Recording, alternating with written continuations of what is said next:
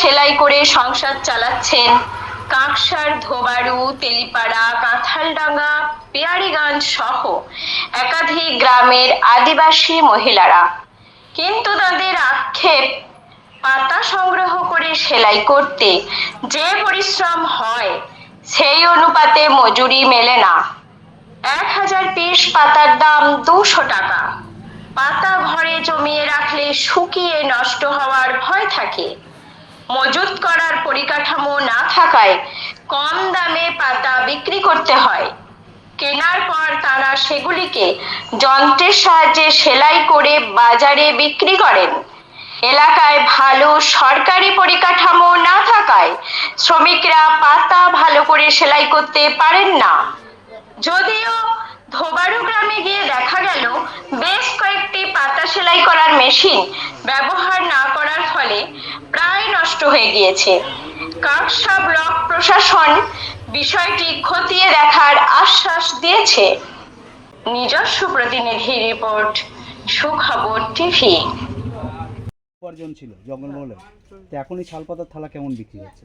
এখন মানে কাগজের প্লেট বেরিয়ে গেছে, এখন শালপাতার রেটটা আমাদের একটু কম। কত পাচ্ছেন? 200 টাকা। কত পিস? হাজারে আর কি 200 টাকা। হাজার। এই 1000 বানাতে কতক্ষণ লাগে? 1000 বানাতে মানে 1000 বানাতে প্রায় মোটামুটি 3 দিন লাগে, 2 দিন 3 দিন। 2 দিন মাত্র 200 টাকা? হ্যাঁ, মাত্র 200 টাকা। এইভাবে কি সংসার চলছে আপনাদের? ওই করেই চলছে, আর করার কিছু নাই তো।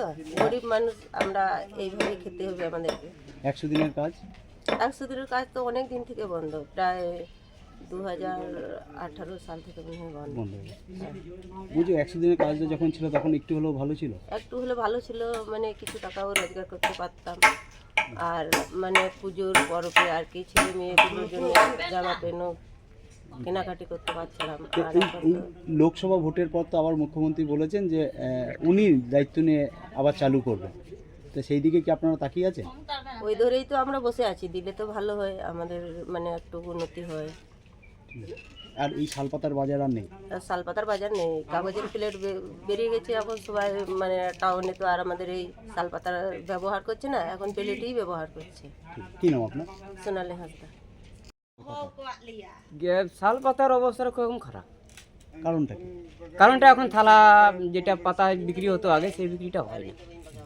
কারণ এখন ওই প্লাস্টিকের পাতা বেরিয়েছে, কাগজের বেরিয়েছে, সেই পাতার জন্য এখন আমরা তার পাতা শাল পাতাতে মাছ খাচ্ছি। তো বিকল্প কিছু ব্যবস্থা করেছে আপনাদের কাজবাজের জন্য কোনো? আমরা তো আশ্বাস রেখেছি বিকল্প করবে, এখন তো আজ 2.5 থেকে 3 বছর হতে গেল কোনো কাজ নেই। 100 দিনের কাজটা বন্ধ। মুখ্যমন্ত্রী তো বলেছেন আবার চালু বলেছেন, কিন্তু অনেকেই তো বলেছেন, কিন্তু এখন কি করবেন এখন বলা মুশকিল আছে। এখন খুলবে না, এখন একবার পুরো বন্ধ করবেন বলতে পারা যাচ্ছে না। আপনার কি তাও তাকিয়ে রয়েছেন? তাকিয়ে রয়েছি। এখন উনি তো একবার বলেছিলেন প্রথমে যে 100 দিন নয় 200 দিনের কাজ। হ্যাঁ, তা এখনো বলছেন উনি দায়িত্ব নিয়ে আবার চালু করবেন। চালু করলে তো ভালো হয়, কিন্তু এখন 200 দিন করবেন না বন্ধ করবেন বলা যাচ্ছে না। তাও একটা আশায় রয়েছেন? আশায় রয়েছে। কি নাম আপনার? আমার নাম সোনালী টুডু।